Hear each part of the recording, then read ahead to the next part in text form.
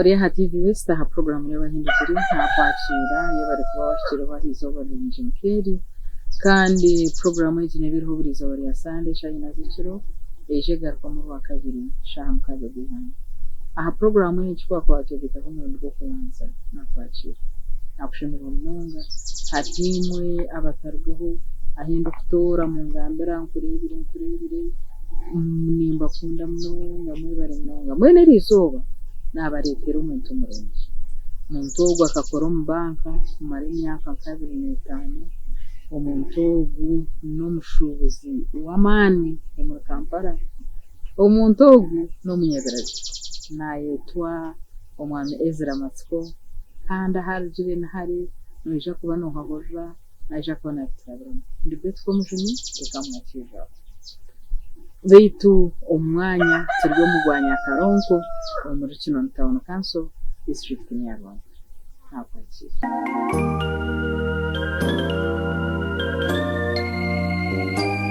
nakushimira mnonga ha program reba hindizire umukuru Ezra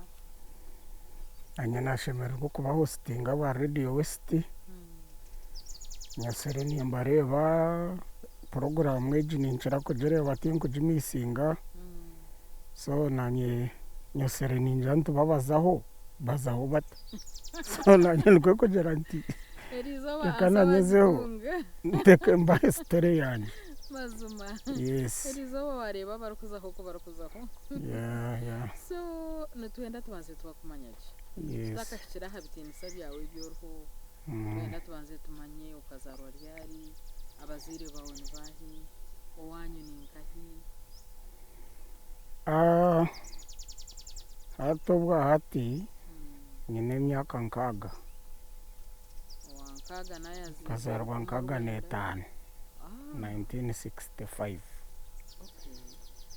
abazire banje bombe tubarwe shaheji konka tata bakana bamweta ergeza bamwetaho umwanya go gwa Mpara kandi umukazi we bakana bamweta Jairesi Nyankono bamwetaho wagira ngo tubarwe shaheji yes mamanyisa kugira ngo bakafa ninga hina hibatayaje bakafa mukama kabeta actually tata kafar kumirwenda nshanju nena so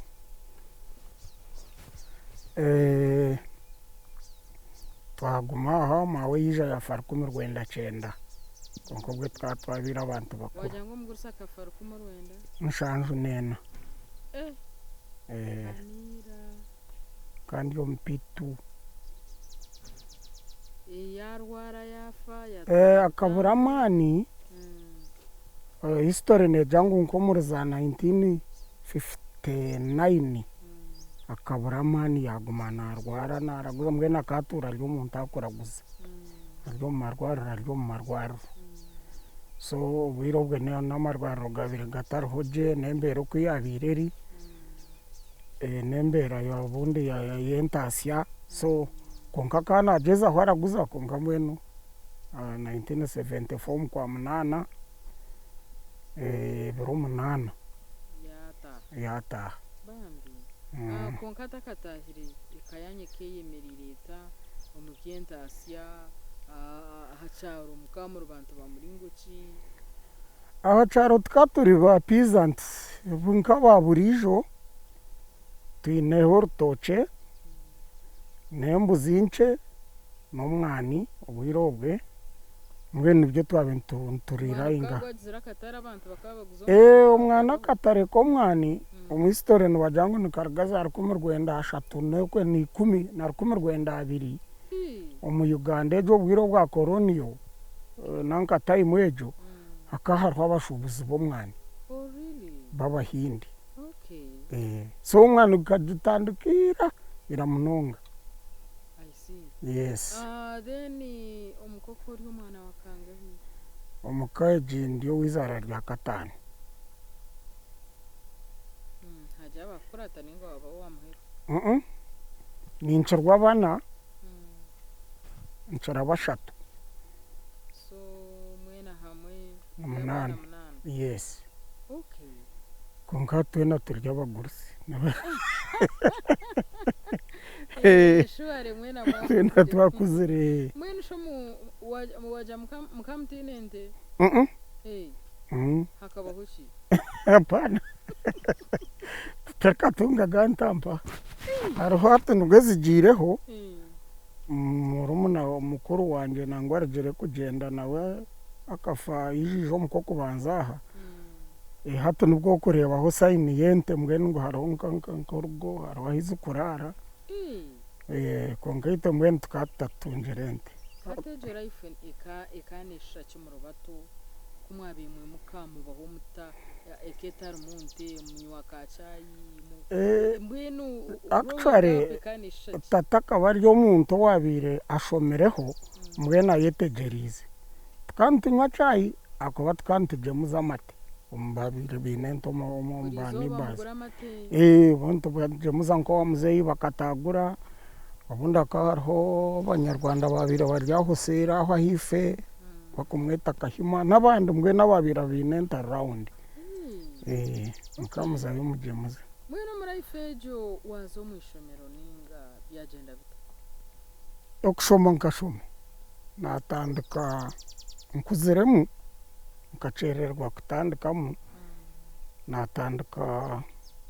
ku Rwanda nshanju n'eshatu ukozirwe nkaga n'itanu batandika nshanju nabwo nkanta kuziremu nonga genere emyaka nkamushanju munani nazo P1 wajishomera Chinono Boys nkatandikira church school eryaho aho nabajeta Kagonje Kagonje Church of Uganda Church School nashomayo P1 Kagonje debe ryaho seraho na wajoro tunorebe kanisa hari niyo kanisa yito washomera ibintu bingahe chomwe chonga naza Chinono Boys School primary 2 Chinono Boys ejo hati niyo echiroho niyo niyo ekija yabachino integrated konko bwiro bwe keryo mbizimbe bya senior ngene senior Chinono Girls Secondary School ekazo Boys School so bwiro bwe zikazira Chinono Girls na Chinono Boys hata abunchi baye bagatanu sakanda gari umwanya go nukwe cyatandikire akare mu myaka nkayaza R60s abici bakana bashoma bonka nabojo bashoma bonka konka cija cara kakurgaho nubwo yabere Chinono Girls ninga Chinono Boys zombe zikazira mixed konka no bageta Chinono Girls Chinono yes niko cyacere akashozi kamwe hatari ku Rwanda Chinono nagumwe yabintegrated kubatireho secondary school bona bajangu hatu bona hatu tubajeta Girls tubajeta Boys yaba Chinono integrated primary school by that time ko chiriyo ninga kwa Chinono nkaheza yo ku Rwanda Chinana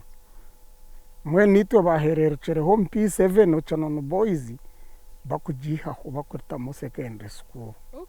yes so washomera Chinono Boys emyaka yawe mukaga akwa P1 yes nangwa tumukaga ekarenga mwaka bubwirobwe akahariho kudabura icyamushanju yes senior zikazi taru for example nko muri Greta Ankorete mwimwe abana bahatu Greta Ankore no baso utajamanya so big konga kungu hati compared to me woryo hati hati akahara musiniya ubana mukaga to be exact akubanka ngere mbwenu akahara mumbarara high school har muntari school har merehira har mbwera nyanje har muchitunga hazaho tuzezo siniyitane zirikiriya na St George's ibanda nayo neyira konkeketa kurwa munonga St George's ibanda secondary school nishomero ryira munonga neryira munonga jone ya mukaga then nganwa high school obwiro bwane yetwa Kabwohe ekiri private na St Kagwa ibyo ni byahati buri shomero ryo niwe ryo kumanya ryo reimagining rikatandika cenana gumuce nanebera no kugarara higo after baheza kuya wamini. But I think Rionza is an old school. Rionza primary junior nko kabira rozamba high school na ceno niyitwe JKR junior secondary bakusome camunana ubwo cabeciro. Okay. Camunana cikargaho muri zankaga na mukaga 1966. Yes. Okay. So washoma umwaka gwahwa P7 na dushoma nshanju na mwenda. Nakora ni ayo max zanje bibiri mukaga. Nagwa ato muntu wabira bashyikire akaba ine 210 grade 1 kana tancherare 210 so wabira bakamazireyo nkahata P7 uko kwihayina imwe akaba ine max zingaho wamara yo zone tebishatu magana 3 general paper mathematics na English out of 100 kabyabe byangu kabutanguye nabwe bizamuwa bikora wihayo bibiri mukaga waremwayo cenanani ecenda nina naremwayo maxi ino kusyagure kubo mu grade 1 yes kongana bwe grade 1 no wajihayo wihayo 215 bibiri ntare to kuzayo namba high school noza hi mwamwine sente mwina kasente noza za kororo za Masaka secondary nkahi okwe hari abagandeje kandi za mashomero so ntare namba high bo bakamba twara hari bibira shatu ni 228 kurjira zaboneza kare neza kare. Okay.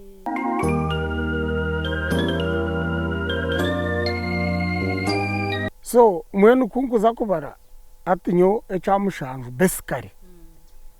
ninza kuja ngucika emyaka 3 kagwamo abwo ko bace nshanju na mwenda cenana na repeating officially ogwo kubanza ha 2 mukaga cenana wajigarakamu ni hamu 235 kawaji nkanko zireje sana konka choice yanje nganjitire mbarara high school. Hatobwe 1981 bujaga secondary school bajito mu government ato wabira headmaster wayo babene betamabanga yaza omu selection yajata bana babahihi abahicereje nanye mbampe babusting ishomero ryanje mbara high school obwa kari wabira headmaster Chija James Chija nango we naha hansu bukuna akafu ngenti yantwara. I was so hard tinka shashaga nkobwe umbyo kusoma chikantega nasa wagaraka mu mwaka urukwenda kuzambara hayi kuwa wajikorera wajihika kandi hato ngoze bujaga ngunze bujaga hato namanya ngo tendaza garko mu primary ekayantamire kandi nabwe bataho siniyo abana bitandishoma nabe camushanjwa bikibo bikibutantu gurukecera nabwe bwazo musiniyo kandi hatu bandebe ndi hansa primary bakontere mboko za reti yante no hatu nza bujaga kuna jire bujaga konganza yonyina kashasho ntakukunda kuna kirenjira njire kiteka teko nkanyi n'umwana munwana wanje tukatushomere hamwe turgeretse ntugire bujaga nabamweta masiko actually n'umunyanya wa Rose Rwankore na hato bundu masiko naho kusanga ngo tuketa amazina mbwe twaza bujaga twayijuriza ndija primary mbwe nambwe nwaza nko mu records education waro ndishomero uri nakorire MP7 na nindije nakora twaza hato mbwe twaza bujaga ntushoma senior 1981 ntushoma senior ntushoma primary ntukorana tuyijiza actually bizambikizira hamwe mwasharaho garaka mu P7 konka tujigarkemu tujigarkemu konka tulingai omusiniya actually nacho isoko twazitire tukatachifire ajaftaro no manozo mwishomero no burya ko banangwa simingere ngo neribi ukika mu rukundo tafutaro na yibishikana sini Nagenti bishina yokana senior. Nyiza tuzandija. Konka kandi hat high school. Tenda garkeyo. At choice njitantari. Okay. Second njitabo do third na miryango fourth subi ngoma shomero gonka gena akozere choice. Ekashin kandi either ni intare school ninga ningoma bujago musenia tu. Ngeno myaka ejo norebo mu myaka ejo yobutonachi kanjant konkashi ntomwana wantare school wasenia wanu takuchero wabujago wasenia tu. Nikwe na teka techero mu mind yanje ntere kamfisa omwaka. Hatu wabgarkamu nabgarkamu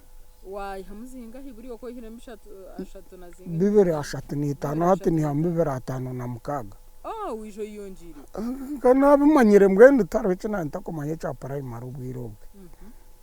na zantare school. So kashomera siniawana yo kajishoma imyaka 2 nkoko okashoma P7 imyaka 3 washoma siniawana imyaka hata hono jot P7 nebiri then siniawana nugum P7 kweko beshat siniawana nebagum abokuba kakabasa kubagum ahabukuba benokora P7 no murundo gwa muheru urwo musiniawana. Exactly. Siniawana yona washoma waje indeed hata nukwachiri toka gwita wongwe no mwaka gumwe nkashoma senior na primary. Yes. So hati bakwita ntare waba niyo waza nakabishaga wajisibura tabaye. Okay. Ntare wa marayini yakenga ntare nkashomera yo orevu. Warga ntare haba hoki nabwe nebyabireho story nayo nendisho ojizamu tubasa korara konka simple tukabuza uwo mu rutaro rurigeremo urutaro kubahereze kwa Mobote on 27th July 1985 ubwo twateryo musini ya 4 tukatwaheza gukora moka. Twagenda mwene twataha hati twabe twahumuruka onu tworovusi tukahumuruka mwene nko kuba kuhumuruka mu September ari September to be exact on 12 September 1985 hata ubwo babire barya bahekera hata ba government aba mu 7 batahirira barracks yambarara barwana imbundu zagamba turya ishomera abantu bateroku twargayo mwene twatawanyika abana nangwa abana bantare bakwatana imbundu zaba umuserikara kana hungana rgombaraks bamwake imbunda abaserikara umwazi batahira ngo ntubita n'umutembundo yitu twarara tungutungu umwana umuserikara kana imbunda abana bagitwara bakaruma abana b'ibahanda handa. So twakwata ubushando chibuto amutamute twija twataha. Mwisha mwagarukari yarayishomera government kuyaha kubahereze mwene taking over on 26 January babanza basetoringa then twagaruka yo March aho erikuza kushoma kore bizama bitaterebe bakora November itena mbwene tukabikora December April 1986 nibwo twakora bizamwe bya senior 4 side ya Kampala bo bakabuzubwa Kampala bo bakabuzubwa.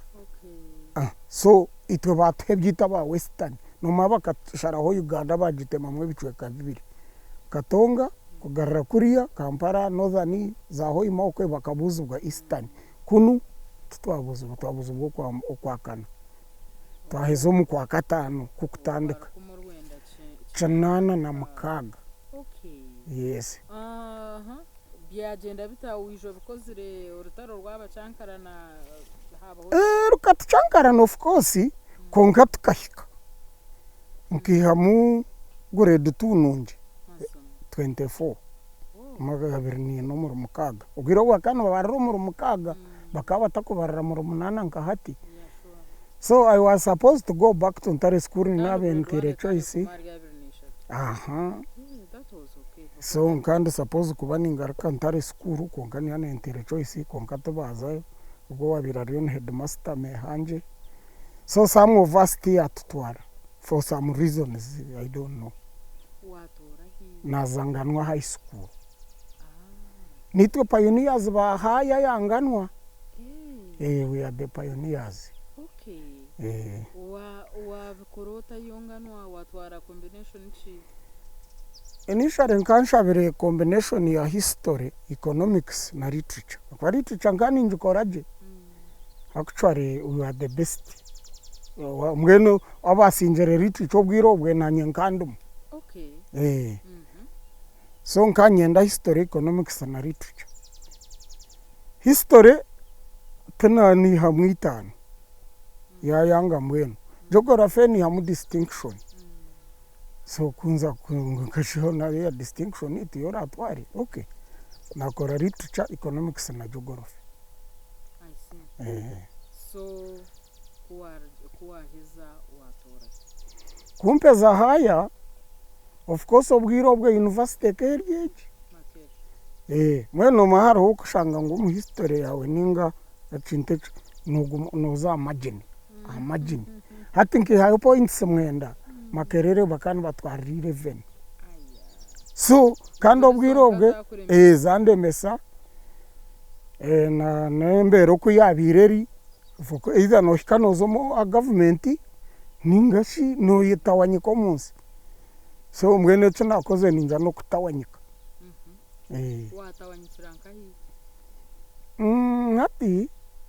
kuna herze nangwa na agenda na registeringa kubugarkamu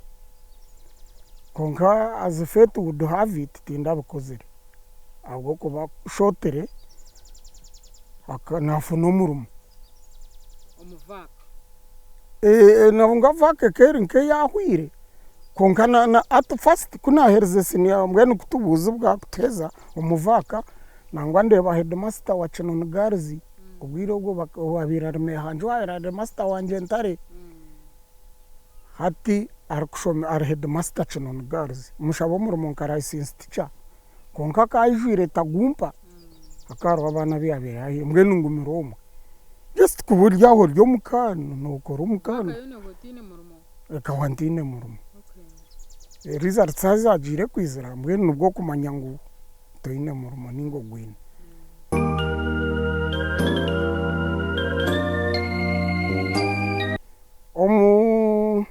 chanana munana around mkomu kwa kanga yo mukwa munana are August results zizire wamanyire ngutora agende akaharaho mushija na hatachirho nabamweta nasana karokora no wa family ya mstaka kurima nawe narete ninga bano juhurira akana koro mu UCB mbarara konka katchera mwenu nyoko nabire nkora haninuka naheza kuombera umwata naje nzacho nona maduka niho nabire nsibara kandi niho bakorigize ba uncles banje konka twinga no myaka binaho akaduka tuzaho terembo zitero rwari tugira so kunabire mbuzo gwo mushana sana karukora konka sho mu UCB okwe ntitinka fana yo nto hachero gwo kweyerera ninga nko kuteka chai tingufuna ataro shomere chakanga internet cha mukaga sene 6 tiwe no bana ka no banking assistant atobwa karano babukwa okay chaka hiro bwirobwe akaharho mushija yabirarjero mu World Bank bakomweta Dr. Frank Mwine no abwizubwero ukuntu yabirar managing director Uganda Commercial Bank aza yija nebintu mbwena ideas nyingi za heru sa echabe chobwe no rural expansion rural banking bako expanding branches so mbwene bakani benda bakozi subject ngweno tujo handike bara ujireti ntera application yanje uruzungu no mu primary nari nkani ndumanya ni manya kuruhandika nkahandika application nunje munonga najitwara yona naje mushangisa mbararo bwakabari mbarara ho mu UCB atejeje hata Stanbic mushangaho umuhebara yanje agitwara mu region konka byona numva nta tuko no kushisha ubwire. That was my mind. Jahona nyoweshi banka ningezamo karokora nta nisha konka nzabunkenke nushiba karaba onashi hata mbwenu ntegereza kunabire ndyaho omwihurire ergebero 13 kwa munana ergihurire bakambariye tabata New Vision okay New Vision New Vision ekatandika kare 1988 13 August mbwenu nyo ndio muntu akunda kushoma buri cinte cinkurandinga nubwo akobana hati negesha hawazo munjo mwe tinkubara kuretse nani nshoma so mbwenu norejejo ninkani mbanjine bakabina bofisa acija niho rende mwe nshoma mbwenu ndehino kunarwiro ndeba interviews the following were shortlisted for interview ndeba masko Ezra ninga nondisho mbwenu nja okay kunda ntaringe nabwo ninza kuzayo bagire ngutiwe so nyetebekana sa interview kero hongra ikini a week or two tinjije kaje deto yaberero nyetebekana sa nchera ngenda actually nkarara mbarra akuba interview tukantuza kugikorera mbarra secondary mukamuri y'abantu binji ihanga ryona I remember kajangu bakaba y'abantu 15 and they wanted like 100 kando obwo utajangwe mirimo kuburana bwa hati ngunati nabure nukwecabire kiri ninga kujangu no mwana wo nabwo kikaciro kitura what time memory kitura yes nzambarra secondary ndarambarra actually nkararo wa Mr. Karukora akana ainenju mbarra nkasaide zahirwa rokokwe ahifokwe ndarayo nyetebekana so mukasheshe shaishatu nkana hichere mbarra secondary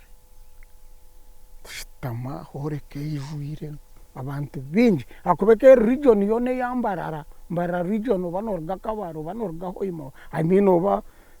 kaseso bankai bona bakakorera mbarra secondary twashitama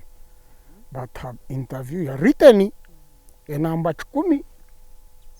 zino bwana b zikazire everything mathematics English logic everything enambigana shana kakuri okusakoringa no kutikinga na short answers kwandika tukagikoresha ishatu network yes konka konarjero mu interview beto nkugambire ngabantu nyomuro mona ntagufuna konka interview yonaji akonka ninde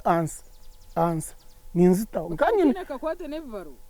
kubara kashina bwe nkani nkumanyo kwejo na revejo kakutari kubara kwa mani ngo baza kubuza manya dy dx ibyo bimpura kako ryo kubara simple math gita tora bazamu twazamu twakora nahiza twashora twije hata nzabonkenga nashi indaba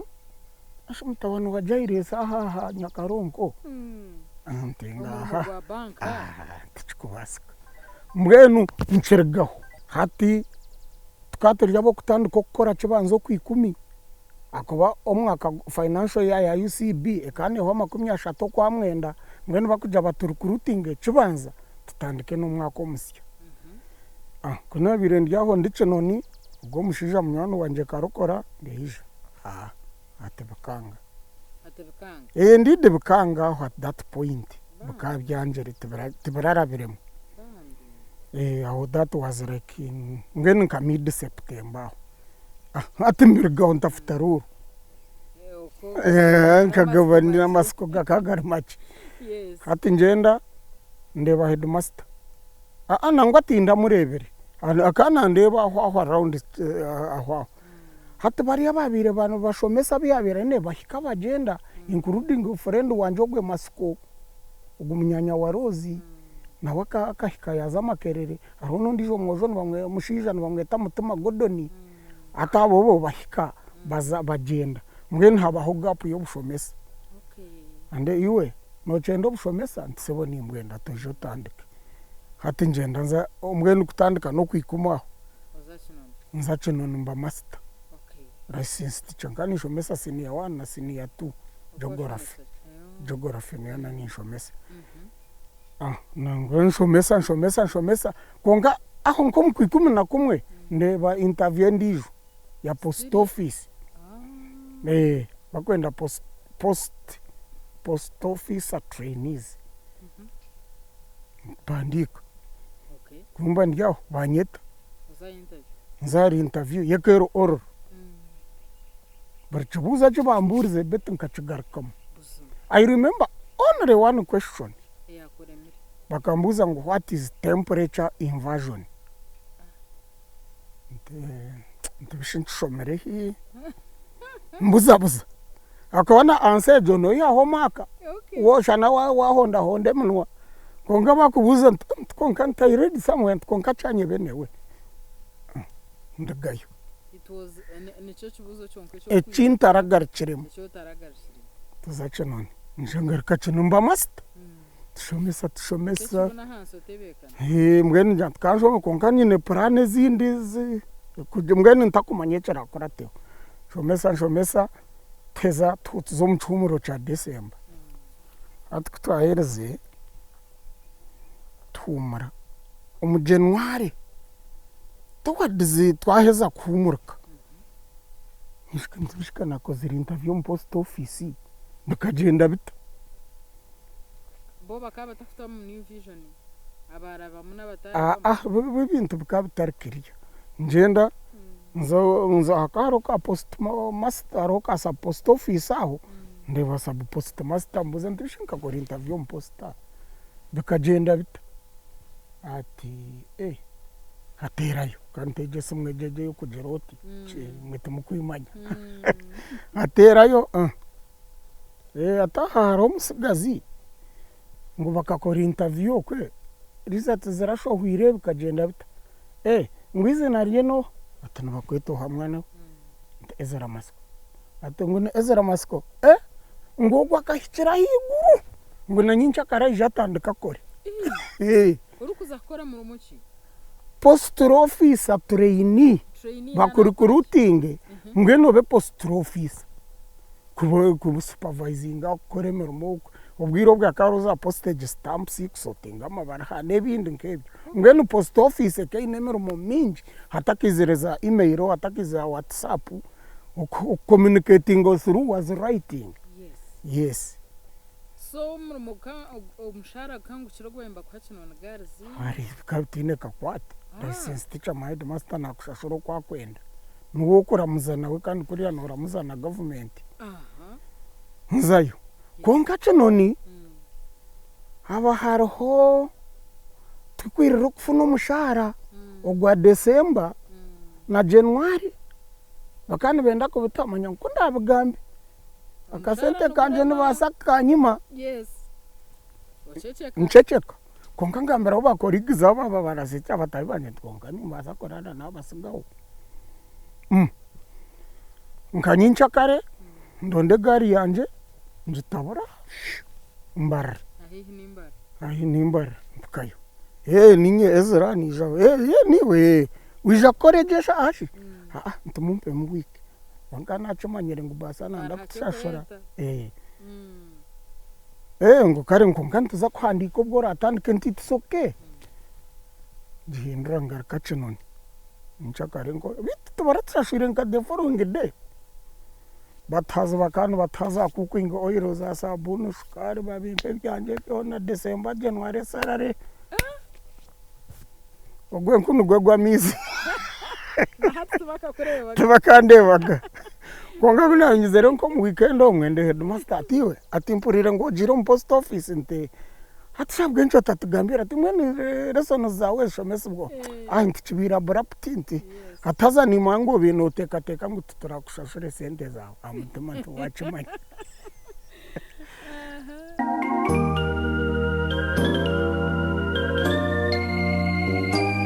nzambara post office ntandika nkora orarahi norarahi kashobwa kagaru warenkine kashaka kuwabire kandi tunakatiza nakagara ko katiza nkanta kaze capacity yo guregara at that point konga twati n'umwana nibaho yife bakafuruka bakaba barya abanyarwanda barigire kurega Rwanda ubwirobwe mwena okushoma kwabo bakakucwekeza bwo kubabinga saka inegari arumbarira kushoma yo bwa makanika so tukatucera muvuga hamwe tugitabura omwaza kariya undisha shitaba nkani mucera ni mucizana mani mbwe ninge nanimvuga kandi gare neye mbwe nikwereye hotine gare iwe novuga katuvuga ati kayo nkora twinuka tujatuza karayifeje kebonire abantu bakugenda gare mbaza gukora mukahotoka tukora kabiri aho I think eto nkakigenda mura iki nkesande nkibiri ngen akuba nkatandika first Feb nubwo reporting on post office 1989 chapa konka shoteraho akaharo nkanisho message chono natwehe tweye no manya James nangwa hata nuwe omukazi we nuwe nukweturu kumwete aha so tukanshomesa hamwe chono na garzi konka kandi bakushomesa mbara secondary bonka babira barqualified mugeni bakushomesa habero ubwe kikanjikiriza hati tweyo abayinerumu hari aho warga paka nkaho hihe numuri za tatito omwe omukizimbe cyo mushawumba kweta mushomesa komwe nino nazo mushomesa hati abayine yorumu atakujara atazanyine yorumu iwe tware kitanda cyawe n'umufaraso biteho nanika standikam after all ni madaro wento yo gwa kantandikise tawuni yes nuko wajiro cyumtawo hati nzo mutawuni ngene byakagara mberga chapa aho bano mbero nkabero banabero na kimwe nyon kwena gambara nti my mind is always very curious nimba no bana hata no bonko banikora nke exercise kampa basa kore nguteje ntibiti yo kwetora aha eyiguciranka hinje kwate ni mwangu tinka aha bampaka hona ni garka ni mpabuka so mwenu mbani cinzo mu mutwe ntibiti bo abahandikira bo witicono ni bahi bahandikira bahi akonka ndiyo musorting office ya post office mwe ntukusortinga amabara gakuzaho imaga kuza Kampala ntugasortinga tugatera postage stamp mbwenu nukwe cyabire kiri kityo so hatunzo mu kabox kuba kwandikira kinoni kureba ebaraheze kuza kinoni zone ziya mba ninzi ndeba ninyahamu ndeba ngo ndebe bara ero embure mu ya Uganda Commercial Bank Masco Ezra Care of Chinon Trading Center PO Chonzi Mbarara niyo address inabire nkozise ndebirya address to me njikomora konga mide nkateka ngweje ni regulate kugira ngo we bare konga mwene turabasize komoromo basi we bare correct interest that's what I thought kuzachi kujikomora nshanga rya appointment leta ya Uganda Commercial Bank kumbe bakaba kwira umurumo baka okunachimanyire bari the first 100 people tindiziremo mwana wani ogunowoha baba hamwe abantu bihamo then kubahikire baronda ba merit that's what my thinking is nuko nkiteka akobe barahejo stire kacererwa ikaguzo post office yashitama akobe kama 1 month kama zere muko kwezi mgene kaber dated January January na gifuna mid Feb kandi already natandikire gukora konko bwirobwe banke kane kiza postamani nakora banka aya nkwato muhanda nshome barha ndebana bajangunze Kampala ndopotingo mu headquarter konka bangabere bwiza bwera shaka hariyo center ya bank akariyo Uganda Commercial Bank manya nca nagambara ntobwiro bwe bank zabire ziruho nandija hekero ndija no hamanya iwe buri town yo kumanya ndija rwashamire ntungamo Nyarshanje everywhere UCB then wakwata ryantonde mbirizi chazanga Masaka kare yishatu Kinoni Rukayabu wama zona nabusanke zona izo zikazira UCB branches then naha bwiza bwera ibanda kazo rushere izo zona hakahariyo branches so nyo bakabantire bwiza bwera oza Kampala Kampala tindagireyo nkacibara umurimo ncerirwe kambanze nza branch ndapotinge Kampala ndabwishe nzeyo ndivuga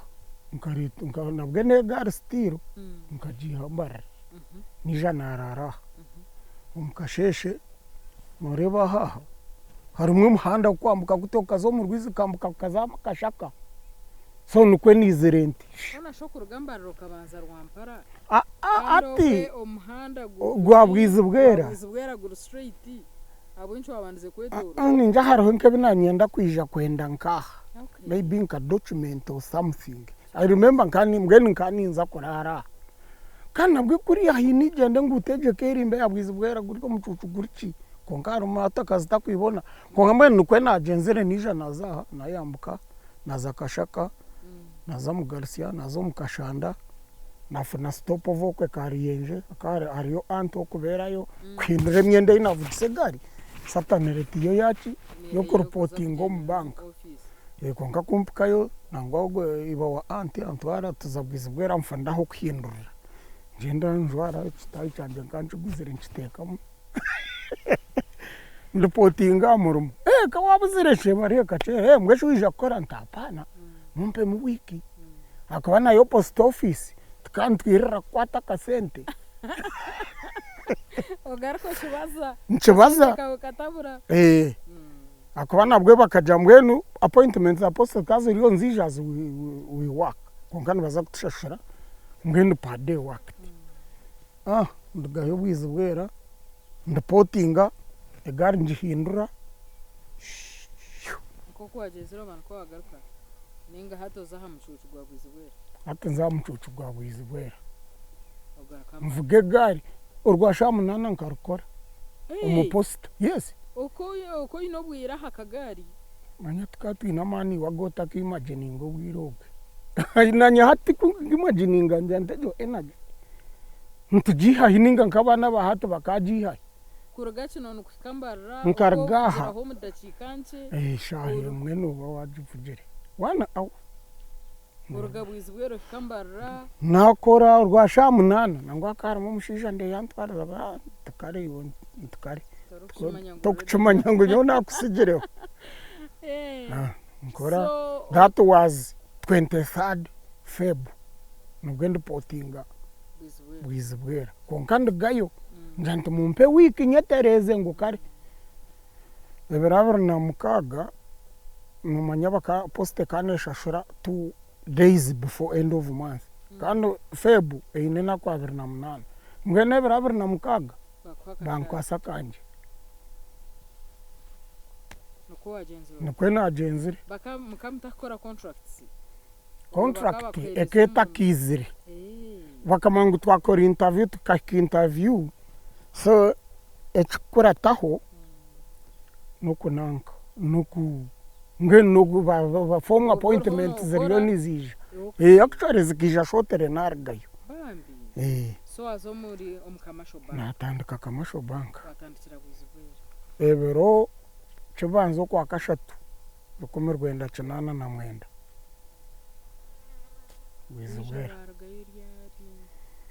bwizibwera tinda mazere yo bwire bwinji watandika nkoha banking assistant ni yabire rank ejo mwene crack so kunabire mpichireyo hati nakora nkomukwa after nkakora imyezi ebiri ngatandika kwa kashatu no kwa kana kumba mwenu hatu regional manager owabira rumba that time arenga ubwizi bwera hariyo ba staff binji hakaharo gap mbara bakwenda staff hata za kutransferinga rakar senior akaba inenda kurze arikwenda kuzo maternity leave so mwenu kwachere bajate no manya chief ya twara Ezra no mwana muto agende nwako niwe na nikwe chance yankwasire mbara high street kaine branch ibirogwe akaro mbarara ntare road one betambara main na high street so nyoba ntombarira high street so nkazayo mu kwa katano konka shezo banks zona zikanzikora customers bakaba bariho bijiri line zikazi bazirumu manyani yabirera banka yonka remember banka hakaro UCBH eze zindi zanka za Barclays ezobwe mbarira zikazi tariyo nyuma ya 1970 twaho mu amini ko yahereze kubitabura zona yazikinga yajango foreign banks zona zigume Kampala izindi zona accounts za zona assets na liabilities ba transferring abato mu Uganda Commercial Bank so niyo banka yonke yabirero emishara yona rayine bintu mbwenu karya kavuye money everything